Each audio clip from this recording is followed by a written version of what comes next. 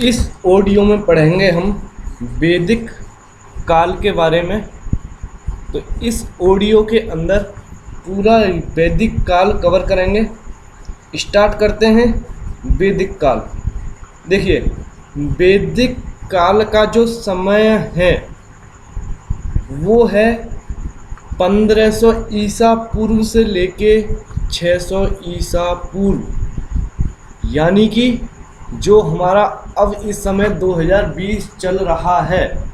तो ईसा हमारा स्टार्ट हुआ है 2020 साल पहले। तो 2020 साल से भी 1500 साल पहले से लेके 600 साल पहले तक, यानी कि जब हमारा ये जो 2020, 2019, 2018 इस हिसाब से ये सीरीज चली होगी, जब से ये स्टार्ट हुई होगी, उससे 1500 साल पहले से लेके 600 साल पहले तक का जो समय है वो वैदिक काल में गिना जाता है। तो समय कितना हो गया इसका? समय हो जाता है 1500 साल ईसा पूर्व से लेके 600 साल ईसा पूर्व तक। ओके, अब देखिए सिंधु सभ्यता का जो समय था, सिंधु घाटी वाली जो सभ्यता थी वो वैदिक काल वाली सभ्यता से भी पहली सभ्यता थी। उसका जो समय है वो माना गया है 2500 ईसा पूर्व से लेके 1750 ईसा पूर्व तक। ओके, तो सिंधु घाटी सभ्यता वाला जो सिंधु सभ्यता की जो समय है वो 2500 ईसा पूर्व से 1750 ईसा पूर्व, और वैदिक काल का जो समय है वो 1500 ईसा पूर्व से 600 ईसा पूर्व। इनकी जो अर्थव्यवस्था थी वो एक ग्रामीण अर्थव्यवस्था थी। निवासी जो थे वो आर्य थे। उपयोग किए जाने वाले उपकरण बने होते थे कांसे के। जो उपयोग करते थे ये उपकरण वो कांसे के बने होते थे। आर्य विशिष्ट प्रकार के दुर्ग का निर्माण करते थे जिन्हें पुर कहा जाता था। ये क्वेश्चन काफ़ी बार पूछा गया है कि आर्य विशिष्ट प्रकार के दुर्ग का निर्माण करते थे जिन्हें पुर कहा जाता है। ओके, अब देखिए वैदिक सभ्यता को दो भागों में बांटा गया है। वैदिक जो हमारी सभ्यता है उसको दो पार्टों में बांटा जा सकता है। पहला है ऋग्वैदिक काल और दूसरा है उत्तर वैदिक काल। पहला जो काल है, पहला जो पार्ट है उसे ऋग्वैदिक काल कह सकते हैं, और बाद का जो पार्ट है उसको उत्तर वैदिक काल कह सकते हैं। ओके, देखिए वैदिक सभ्यता जो है वो 1500 ईसा पूर्व से 600 ईसा पूर्व तक की सभ्यता है। अब क्योंकि हमने इसको दो पार्टों में बांट दिया है, पहला ऋग्वैदिक और दूसरा उत्तर वैदिक, तो ऋग्वैदिक काल की जो सभ्यता है वो 1500 ईसा पूर्व से 1000 साल ईसा पूर्व तक की हमने कंसीडर किया है ऋग्वैदिक काल में।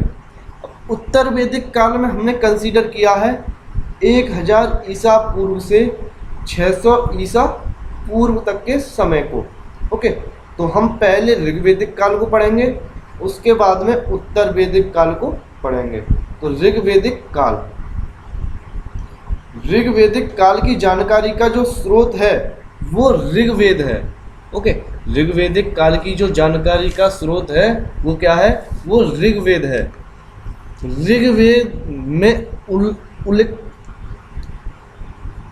ऋग्वेद में उल्लिखित पर्वत, मरुस्थल तथा पंजाब की 7 नदियाँ। अब 7 नदियाँ कौन सी हैं? देखिए 6 नदियाँ तो आज भी हैं, जो कि नहीं हैं तो सातों ही नदियाँ आज भी, लेकिन मेनली जो बंटवारा हुआ था इंडिया पाकिस्तान का, जिसमें 3 नदियाँ पाकिस्तान के हिस्से में आई थी, 3 नदियाँ भारत के हिस्से में आई थी। ये 6 नदियों के बारे में तो सभी जानते हैं जो मेनली पंजाब वाले प्रांत में बहती हैं। वो नदियाँ कौन कौन सी हैं? देखिए सिंधु नदी, झेलम नदी, चिनाब नदी। ओके, और उसके बाद में है रावी नदी, ब्यास नदी और सतलज नदी। 6 नदी तो इनका उल्लेख मिला है हमारा ऋग्वेदिक काल में। ओके, ऋग्वेद में 6 नदियों का तो इनका उल्लेख मिला है, और एक नदी और है जो है सरस्वती के नाम से। ओके, तो ये 7 नदियाँ सिंधु, झेलम, चिनाब, रावी, ब्यास, सतलज और सरस्वती के आधार पर इनके निवास स्थान को सप्त सैंधर्व कहा गया है। ओके, तो ऋग्वेद में उल्लिखित पर्वत, मरुस्थल तथा पंजाब की 7 नदियों के आधार पर इनके निवास क्षेत्र को, जहाँ पर ये जो ऋग्वेदिक काल के लोग रहते थे, उस क्षेत्र को सप्त सैंधर्व कहा गया है। ओके,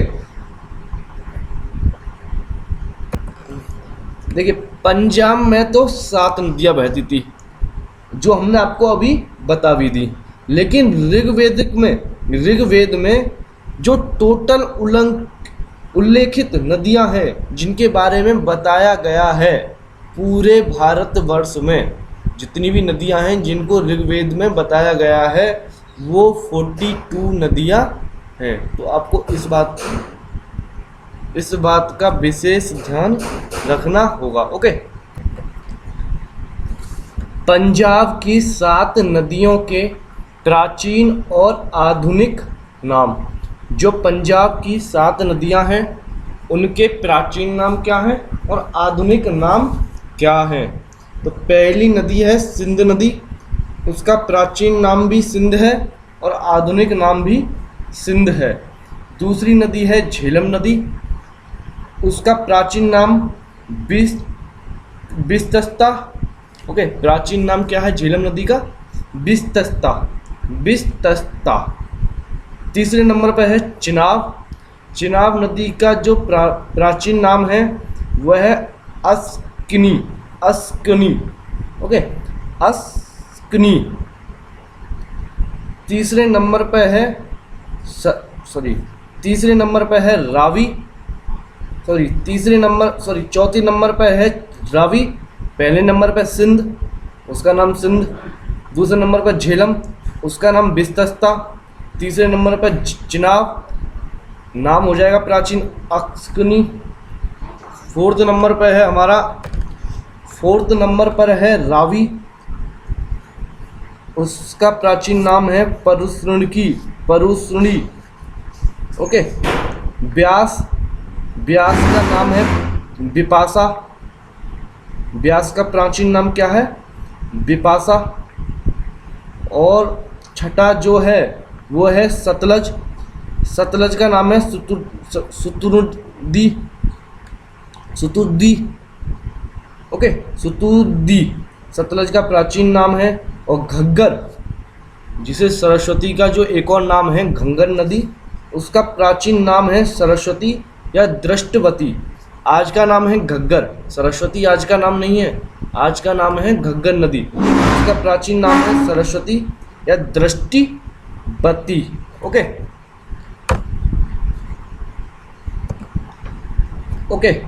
अब हम देख लेते हैं इनकी राजनीतिक स्थिति।